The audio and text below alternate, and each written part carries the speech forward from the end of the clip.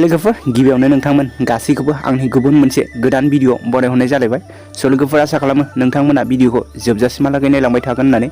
Actually लोगोफोर बर'नि मोनसे गोदानै दिहुनजानाय संदान आबुं बर' सावथुननि सायाव नोंथांमोननिसिम गोदानै आपडेट्सखौ लानानै फैलाय बायदि लोगोफोर। स' लोगोफोर नोंथांमोना संदान आबुं बर' सावथुननि पार्ट 13खौ बयबो नायनो थाखाय नेनानै दंमोन जानांगौ।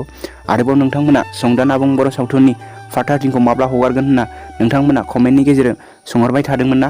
जानो हागौ बिथांमोना भिडिअखौ गोबावजों रिलिज खालामनायनि जाहोना भिडिअ रिलिज खालामनाय समाव माबा मोनसे गेदेर टेकनिकेल इस्यु नुजानानै होदों जानांगौ। बेनिखायनो भिडिअखौ थाबैनो लाबोनानै जोंनि गेजेराव लाबोनो हायाखै। ओमफ्राय लोगोफोर 11 साननि उनाव दायो बावैसो बगाजुलि कमेडियान चेनेलनि गेजेरजों फाइनालि संदान आबुं बर' सावथुननि पार्ट 13खौ उदाङै रिलिज खालामनानै होबाय दे लोगोफोर। नोंथांमोना दासिमबो सावथुनखौ नायाखैबा थाबैनो बगाजुलि कमेडियान चेनेलनि गेजेरजों नायहैबानो जाबाय दे लोगोफोर। भिडिअआथ' पार्ट 1 निफ्रायनो फारि नायनो जोबोद मोजां जाखादों दे लोगोफोर। आरो बे पार्ट 13आवबो नायनो जोबोद मोजां जाखागोन। नोंथांमोना जाय नायाखै नायहैनानै लाबानो जाबाय दे लोगोफोर। ओमफ्राय लोगोफोर नोंथांमोना भिडिअखौ नायनानै एबा गावनि हारिनि बर' सावथुन मुलुगखौ जौगानायनि फारसे लामाजों लांनो थाखाय नोंथांमोना बिथांमोनखौ खेबसे हेफाजाब खालामना होबोबानो जाबाय। मानोना बेफोरबायदिनो अनसायनाय आरो मदद मोननानै बिथांमोना आरोबाव साबसिननिफ्राय हामसिन गोदान भिडिअखौ जोंनि गेजेराव थाबैनो लाबोना होफैनो हायो।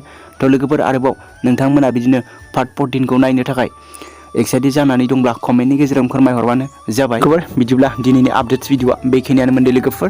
ओमफ्राय लोगोफोर नोंथांमोना दासिमबो चेनेलाव गोदानै फैदोंब्ला अननानै चेनेलखौ साबस्क्राइब लाइक शेयार कमेन्ट खालामनानै होलांबानो जाबाय दे लोगोफोर। बिदिनो बर' सावथुन आरो बर' एलबाम्सफोरनि बागै नोंथांमोननिसिम गोदानै आपडेट्सखौ मोनबाय थानो थाखाय नोंथांमोना हेफाजाब खालामना होलांबानो जाबाय दे लोगोफोर। स' लोगोफोर बिदिब्ला नेक्स्ट भिडिअआव लोगो मोनफिनगोन। Thank you for watching. Bye bye.